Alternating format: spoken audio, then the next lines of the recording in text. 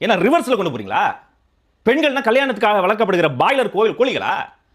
நான் கேட்கிறேன், நிறைய ஊடகங்கள்ல நிறைய பேர் பேசுறீங்கல்ல, நான் இந்த ஆண்டு தளபதி கல்வி விருதுகள் விழால 2 நாட்களை நிறைவு செய்த தொகுப்பாளரா கேட்கிறேன், கொள்கை பரப்பு செயலாளரா இல்ல, தொகுப்பாளரா கேட்கிறேன்.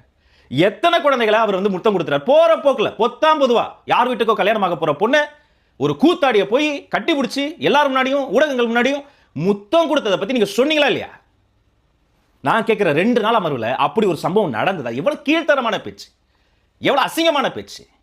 இந்த சிவாஜி கிருஷ்ணமூர்த்திகளை, இந்த வக்கீல் வண்டுமுருகன்களை ஏவக்கூடிய ஆள் யாரு? ஏன் அதை யாரும் பேச மாட்டீங்க? பேச சொன்னது யாருங்க? திமுக சின்னத்தில் நின்று வெற்றி பெற்ற திமுக எம்எல்ஏ வேல்முருகன் அவர்கள் அந்த ஒரே ஒரு எம்எல்ஏ சீட்டுக்காக அந்த மனுஷன் படுற பாடு இருக்கு பாருங்க. ஐயோ ஐயோ. அப்ப இவ்வளத்தையும் செட்டப் செய்து செட்டிங் போட்டு பேச சொன்ன திமுகவினுடைய நிலைப்பாடாக தான் இதை எடுத்துக்கணும்.